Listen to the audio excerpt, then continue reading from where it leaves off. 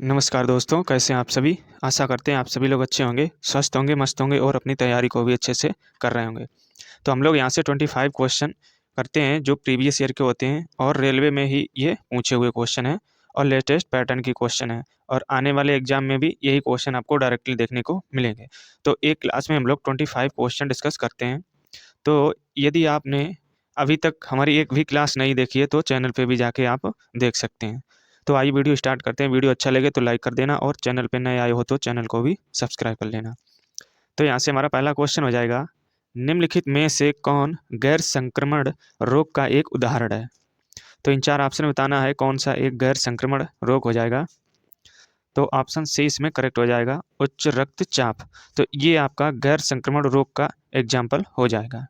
तो कई रोग ऐसे होते हैं जो स्पर्श, वायु, भोजन, जल या यौन संपर्कों के कारण एक व्यक्ति से दूसरे व्यक्ति में संक्रमित नहीं होते हैं। ये रोग गंदा खाना खाने तथा खराब जीवन शैली या आदतों के कारण विकसित होते हैं।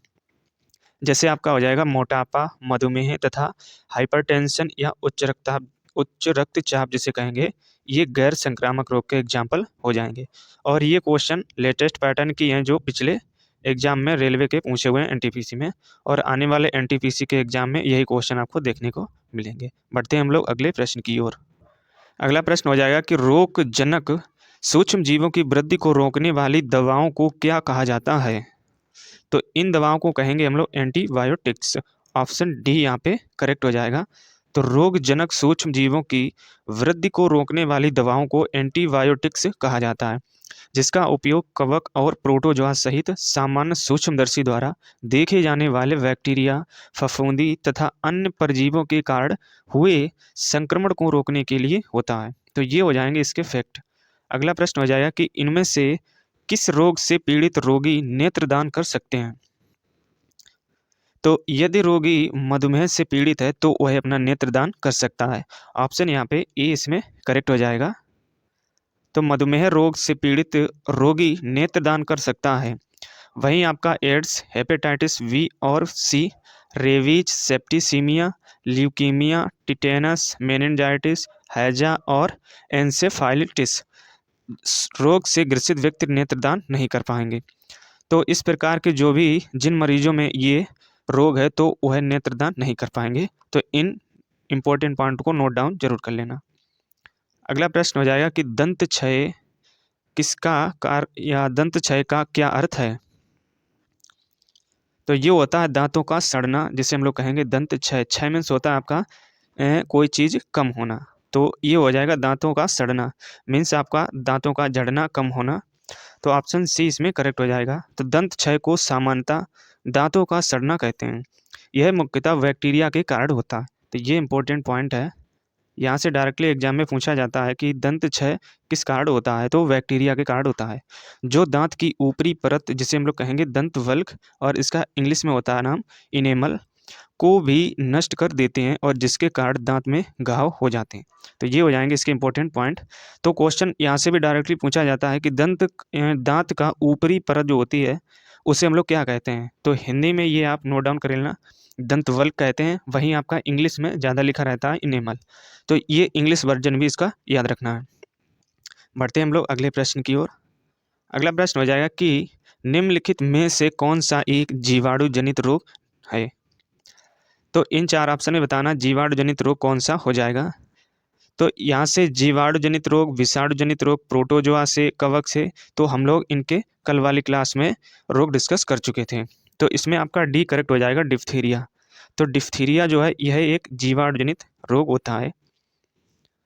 जीवाणु एक कोशिकीय प्रोकैरियोटिक सूक्ष्मदर्शी जीव होते हैं जो प्रायः सर्वत्र पाए जाते हैं, यानी सब जगह पाए जाते हैं। कुछ जीवाणु लाभदायक होते हैं और कुछ जीवाणु अनेक प्रकार के रोग उत्पन्न करते हैं। जीवाणु द्वारा होने वाले प्रमुख रोग आपके ये रहे सामने। तो यहाँ से हम लोग ये टेबल देखेंगे, एक तरफ आपके रोग दिए गए हैं और जीवाणु का नाम उनसे रिलेटेड दिया गया है। रोग में हम लोग बात करें, जैसे हो जाएगा आपका टिटेनस। तो ये आपका होता है क्लोस्ट्रीडियम टेटेनी से, और हैजा ये आपका होता है विब्रियो कॉलेरिस से। डिप्थीरिया ये आपका होता है कोरिनेबैक्टीरियम डिप्थीरी। वहीं आपका टाइफाइड ये होता है आपका साल्मोनेला टाइफी से। तो यहाँ से रोग और जीवाणु के नाम ये याद रखना है। खसरा पैरामिक्सो वायरस के संक्रमण से तथा छोटी चेचक वैरसेला जोस्टर नामक वायरस से होने वाले रोग हैं। तो यहाँ से ये 2 इंपॉर्टेंट पॉइंट इनको जरूर नोट डाउन कर लेना, यहाँ से भी क्वेश्चन आपको देखने को मिलते हैं। बढ़ते हैं हम लोग अगले प्रश्न की ओर। अगला प्रश्न हो जाएगा कि निम्नलिखित में से कौन सा रोग विषाणु के द्वारा होता है। तो विषाणुओं के द्वारा ये होता है आपका छोटी चेचक, या जिसको हम लोग कहेंगे छोटी माता। तो ऑप्शन डी यहाँ पे इसमें करेक्ट हो जाएगा। अभी हम लोग इसको यहाँ से भी देखे थे, वायरस से ये होने वाले रोग होते हैं।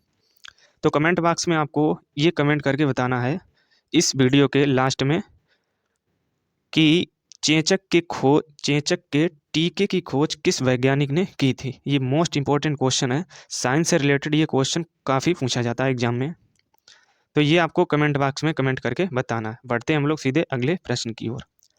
अगला प्रश्न हो जाएगा कि ट्रिपल वैक्सीन टीका नवजात शिशु को निम्न में से किस रोग के खिलाफ प्रतिरोधक क्षमता प्रदान करती है।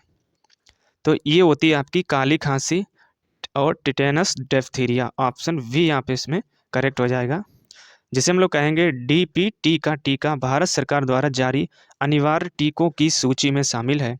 यह टीका 6 महीने से कम उम्र के शिशु को लगाया जाता है और यह टीका आपके शिशु को 3 जानलेवा बीमारियों से बचाने के लिए दिया जाता है। पहली हो जाएगी बीमारी आपकी डिप्थीरिया, सेकेंड आपकी हो जाएगी पर्टोसिस, थर्ड आपकी हो जाएगी काली खांसी और टेटनस। तो ये 3 या 4 बीमारी हैं, इसके खिलाफ आपका डीपीटी का टीका जो भारत सरकार के द्वारा लगाया जाता है। तो यहाँ से ये इंपॉर्टेंट पॉइंट जरूर नोट डाउन कर लेना। अगला प्रश्न हो जाएगा कि डीपीटी वैक्सीन में पी किसे संदर्भित करता है। तो यहाँ से अभी हम लोग जस्ट ऊपर इसको डिस्कस किए थे।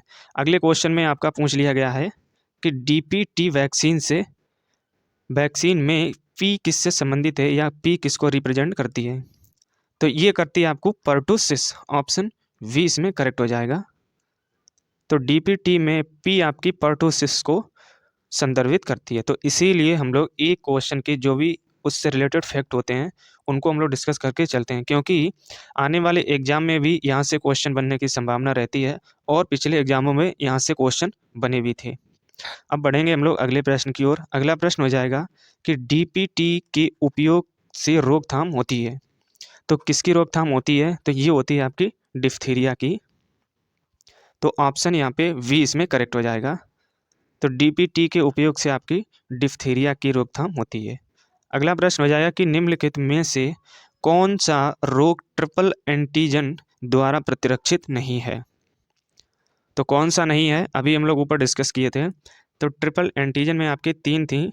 पहली हो जाएगी डिप्थीरिया, फिर थी काली खांसी और टिटेनस। लेकिन आपका जो आंत्र ज्वर जिसे हम लोग कहेंगे टाइफाइड, ये नहीं था। तो ऑप्शन यहाँ पे ए यहाँ से करेक्ट हो जाएगा। जो कि हमें यहाँ पे नहीं पूछा गया था, तो ए ऑप्शन नहीं होगा। तो आंत्र ज्वर ये रोग ट्रिपल एंटीजन द्वारा प्रतिरक्षित नहीं होता है। अगला प्रश्न हो जाएगा कि काली खांसी को और भी क्या कहा जाता है। काली खांसी को हम लोग कहते हैं पर्टुसिस। ऑप्शन ए यहाँ से करेक्ट हो जाएगा। तो पर्टुसिस को हम लोग काली खांसी भी कहते हैं। यहाँ से आरआरबी जेईई में भी आपके क्वेश्चन पूछे गए थे, चाहे एनटीपीसी का एग्जाम हो और चाहे ग्रुप डी का एग्जाम हो, चाहे एलपीएन टेक्नीशियन का एग्जाम हो या फिर आरपीएफ का एग्जाम हो। रेलवे के जो भी क्वेश्चन होते हैं वो सभी एग्जामों में एक ही जैसे और सेम क्वेश्चन रिपीट होते हैं। और फ्रेंड्स हमारा टारगेट रहेगा न्यू ईयर तक 1 के सब्सक्राइबर कंप्लीट करने का। तो इस टारगेट को अचीव करने में मेरी हेल्प ज़रूर करें। और कुछ ही दिन बचे हैं न्यू ईयर तक के, और सब्सक्राइबर ही अप्रोक्स आपके 200 और हमें चाहिए। तो ये आप वीडियो अपने यार दोस्तों में ज़रूर शेयर करें, जो भी आपके स्टडी रिलेटेड ग्रुप हों तो वहाँ पे भी इसको शेयर करें और दोस्तों से बोलें भी ये जो टारगेट है इसको आप कंप्लीट कराने में हेल्प करें। तो वीडियो को ज़्यादा से ज़्यादा शेयर करें और सब्सक्राइब भी करें, और चैनल को भी सब्सक्राइब करके बेल आइकन को प्रेस जरूर करना। अब बढ़ते हैं हम लोग अगले प्रश्न की ओर। अगला प्रश्न हो जाएगा कि ऑप्थेल्मोलॉजिस्ट किसका उपचार करता है। तो ये आपके आँखों का उपचार करता है। ऑप्शन डी यहाँ पे इसमें करेक्ट हो जाएगा। तो यहाँ से ये क्वेश्चन नोट डाउन जरूर कर लेना। ऑप्थेल्मोलॉजिस्ट ये आपकी आँखों की उपचार करता है। अगला प्रश्न हो जाएगा कि निम्नलिखित में से कौन सी बीमारी संक्रामक नहीं है। तो इसमें आपकी आंत ज्वर होती है, ये भी संक्रामक होती है, खसरा ये भी संक्रामक होती है, और इन्फ्लुएंजा ये भी संक्रामक होती है। वहीं आपका ये गठिया रोग होता है, ये आपका संक्रामक रोग नहीं होता है। तो ऑप्शन सी यहाँ पे इसमें करेक्ट हो जाएगा। अगला प्रश्न हो जाएगा कि निम्नलिखित में से कौन सी या कौन सा असंचरणीय रोग है। मीन्स आपका हो जाएगा जो संचरण नहीं करता है, इधर उधर नहीं घूमता फिरता है। तो इसमें करेक्ट आंसर हो जाएगा यहाँ पे ऑप्शन डी यहाँ पे हो जाएगा। तो मधुमेह रोग ये असंचरणीय रोग होता है जो किसी भी जगह से आपका इधर उधर नहीं जाता है। तो ऑप्शन डी इसमें करेक्ट हो जाएगा। तो इसके आपके इंपॉर्टेंट पॉइंट हो जाएंगे कि मधुमेह अग्न्याशय से संबंधित रोग होता है। सबसे पहले यही आपको नोट डाउन कर लेना है कि मधुमेह ये आपके अग्न्याशय से संबंधित रोग होता है जो इंसुलिन का पर्याप्त स्राव नहीं होने के कारण होता है, या यूं कहें कि इंसुलिन की कमी से कौन सा रोग हो जाता है, तो ये आपका इंसुलिन नामक रोग हो जाता है। ये डायरेक्टली क्वेश्चन आपको एग्जाम में पूछा गया है रेलवे में। और इंसुलिन यकृत और पेशियों में ग्लाइकोजन संचित करने में मदद करता है। इसका पर्याप्त मात्रा में स्राव नहीं होने पर यकृत में ग्लाइकोजन का उपयोग नहीं होता है और ग्लाइकोजन की मात्रा धीरे धीरे समाप्त होने लगती है। ऐसी स्थिति में तंतुओं में प्रोटीन और संचित वसा शर्करा में परिवर्तित होने लगते हैं। इससे रक्त में शर्करा की मात्रा बढ़ जाती है और यह शर्करा मूत्र के माध्यम से बाहर निकलने लगती है, जिसे मधुमेह की संज्ञा दी जाती है। अतः मधुमेह असंचरणीय रोग होता है। खसरा और जलांतर विषाणु जनित रोग होते हैं। रोहिणी जीवाणु जनित रोग होते हैं। तो ये आपके हो जाएंगे जीवाणु जनित रोग, और वहीं आपके मधुमेह है ये असंचरणीय रोग हो जाएगा। अब बढ़ते हैं हम लोग अगले प्रश्न की ओर। अगला प्रश्न हो जाएगा कि इनमें से कौन सा सामान्यतः चूहा पिस्सू से संक्रमित रोग होता है। तो चूहा पिस्सू से संक्रमित होता है, ये होता है आपका प्लेग। तो आपने सुना भी होगा जनरली कि पिछले दिनों या कुछ सालों पहले एक प्लेग नामक बीमारी आई थी जो किससे फैली हुई थी, चूहों से। तो ये आपके चूहों के द्वारा फैलने वाली बीमारी होती है। तो ऑप्शन यहाँ पे डी इसमें करेक्ट हो जाएगा। प्लेग संसार की सबसे पुरानी महामारियों में से एक है। तो यहाँ से ये आप देख सकते हैं कि पिछले सालों में ये बीमारी देखने को मिली थी जो कि चूहों के द्वारा ये फैली थी, और इसे ब्लैक डेथ भी कहा गया था, या पेस्ट आदि नामों से भी इसको जाना जाता था। तो ब्लैक डेथ और पेस्ट ये आपकी प्लेग नामक बीमारी की दो नाम हो जाएंगे। और मुख्य रूप से यह कृंतक प्राणियों में जैसे आपके हो जाएंगे चूहों का एक रोग है जो यर्सिनिया पेस्टिस नामक जीवाणु द्वारा उत्पन्न होता है। तो ये जीवाणु को जरूर नोट डाउन कर लेना। आदमी को यह रोग प्रत्यक्ष संसर्ग अथवा पिस्सू के दंश से लगता है। तो ये हो जाएंगे इसके फैक्ट। अगला प्रश्न हो जाएगा कि इवोला है यहाँ पे। तो इबोला ये पश्चिमी अफ्रीका में सीमित एक विषाणु रोग होता है जिसका नाम होता है इबोला। तो ऑप्शन यहाँ पे ए इसमें करेक्ट हो जाएगा। तो यहाँ से भी क्वेश्चन आप देख सकते हैं एलपीएन टेक्नीशियन 2018 में पूछे गए थे। तो इबोला एक प्रकार का आपका वायरस होता है या वायरस जनित रोग है जो वर्ष 2014 में पश्चिमी अफ्रीका में पहली बार पाया गया था, और इस रोग की पहचान सर्वप्रथम 1976 में इबोला नदी के पास स्थित एक गांव में की गई थी, और इसी के नाम पर इसका नाम इबोला पड़ा था। इबोला एक ऐसा रोग है जो मरीज के संपर्क में आने से फैलता है और इसके चपेट में आकर टाइफाइड, कॉलरा, बुखार एवं मांसपेशियों में दर्द होता है। तो ये हो जाएंगे इसके इफेक्ट। अगला प्रश्न हो जाएगा कि एंजियोप्लास्टी से किस रोग का उपचार किया जाता है। तो एंजियोप्लास्टी से हम लोग हृदय रोग का उपचार करते हैं। तो ऑप्शन वी इसमें करेक्ट हो जाएगा। एंजियोप्लास्टी से हृदय रोग का उपचार किया जाता है। एंजियोप्लास्टी में एक बैलून कैथेटर की सहायता से अवरुद्ध धमनियों को खोलकर हृदय में सामान्य रक्त प्रवाह बहाल किया जाता है। अगला प्रश्न हो जाएगा कि मिठाइयों पर बैठी मक्खियों को दूर भगाकर एक यहाँ पे है लड़की मिठाई को खा लेती है, और इस वजह से यह किस रोग का शिकार हुई है। तो उस लड़की में कौन सा रोग हो जाएगा, तो ये हो जाएगा आपका हैजा से हो जाएगा। तो यहाँ पे हैजा विब्रियो कॉलेरी नामक जीवाणु के द्वारा फैलता है जो प्रदूषित स्थानों पर रहने वाली मक्खियों द्वारा फैलता है, और इसमें जल की कमी हो जाती है तथा रक्त का संचार धीमा पड़ जाता है और फाइनली आपकी मृत्यु भी हो सकती है। तो ये हो जाएंगे इसके फैक्ट। बढ़ते हैं हम लोग अगले प्रश्न की ओर। अगला प्रश्न हो जाएगा कि मलेरिया परजीवी का प्राथमिक परपोषी है। तो ये होता है आपका मादा एनाफिलीज मच्छर। ऑप्शन सी यहाँ पे करेक्ट हो जाएगा। क्वेश्चन आपका पूछा जाता है कि मादा एनाफिलीज मच्छर से कौन सा रोग होता है, तो ये होता है आपका मलेरिया। तो मलेरिया परजीवी का प्राथमिक परपोषी मादा एनाफिलीज मच्छर होता है। मलेरिया प्लाज्मोडियम नामक परजीवी से होता है। ये इंपॉर्टेंट पॉइंट हो जाएगा, इसको नोट डाउन जरूर कर लेना। प्लाज्मोडियम मादा एनाफिलीज मच्छर के शरीर में आश्रय होता है, जिसे यह अपने डंक द्वारा मनुष्य के शरीर में पहुंचाकर उसे रुग्ण कर देती है। और इस रोग में जाड़े के साथ बुखार आता है और लाल रुधिर कणिका नष्ट हो जाती हैं।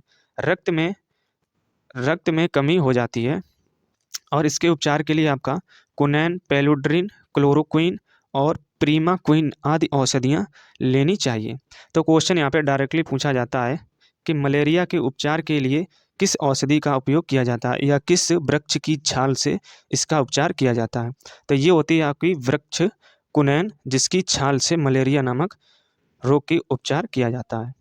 तो यहाँ से भी आपको डायरेक्टली क्वेश्चन पूछा गया था बेसिकली कुनैन से, तो कुनैन वृक्ष यहाँ पे ये इंपॉर्टेंट हो जाएगा।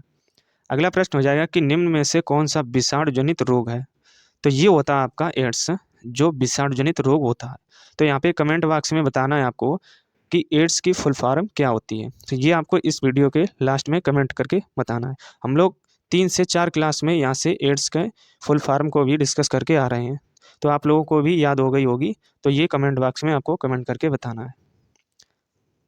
तो यहाँ पे ये रही इसकी फुल फॉर्म, जिसको हम नहीं बताएंगे अभी। और ये रही HIV, जिसके कारण एड्स फैलता है, और वायरस के कारण ये एड्स फैलने वाला रोग असुरक्षित यौन संबंध के कारण, संक्रमित रक्तदान में अनियमितता से और नशीले पदार्थों के अत्यधिक सेवन से फैलता है। इस रोग से ग्रसित रोगी को रोग प्रतिरोधक क्षमता घटती है। टिटेनस, क्षय रोग तथा टाइफाइड जीवाणु द्वारा फैलने वाले रोग हो जाएंगे। बढ़ेंगे हम लोग अगले प्रश्न की ओर। अगला प्रश्न हो जाएगा कि एड्स का विषाणु शरीर में किसको नष्ट कर देता है। तो ये आपके प्रतिरक्षा तंत्र को नष्ट कर देता है या रोग प्रतिरोधक क्षमता को नष्ट कर देता है। यहाँ से ये देख सकते हैं इंपॉर्टेंट पॉइंट में इसको हमने डिस्कस किया था अभी। तो इसीलिए हम लोग एक एक पॉइंट को डिस्कस करके चलते हैं, क्योंकि वहाँ से भी आपके क्वेश्चन बने हुए एग्जाम में और आने वाले एग्जाम में भी यहाँ से बनने की संभावना रहेगी। तो ऑप्शन ए इसमें करेक्ट हो जाएगा। अगला प्रश्न हो जाएगा कि HIV के इनमें से किसके द्वारा संचारित होने की संभावना नहीं है। तो ये मच्छर के काटने से आपका HIV रोग नहीं फैल सकता है। तो ऑप्शन डी आप इसमें करेक्ट हो जाएगा। तो एक मच्छर मनुष्य को काटता है तो केवल लार हस्तांतरित करता है, परंतु रक्त का हस्तांतरण नहीं हो पाता है, अतः मच्छर के काटने से HIV नहीं फैलेगा। अगला प्रश्न क्या हो जाएगा हमारा। अगला प्रश्न है कि डैश एक यौन संचारित जानलेवा बीमारी है। तो ये होती है आपकी एड्स, जो एक जानलेवा बीमारी हो जाएगी। बढ़ेंगे हम लोग अगले प्रश्न की ओर। अगला प्रश्न हो जाएगा कि पीलिया किससे संबंधित रोग होता है। तो ये किससे संबंधित रोग है, यकृत से। ऑप्शन सी इसमें करेक्ट हो जाएगा। तो पीलिया आपकी यकृत से संबंधित होती है, जिसे हम लोग कहेंगे लीवर। तो जब भी आपका पीलिया रोग होगा तो सबसे पहले आपका लीवर खराब हो जाएगा।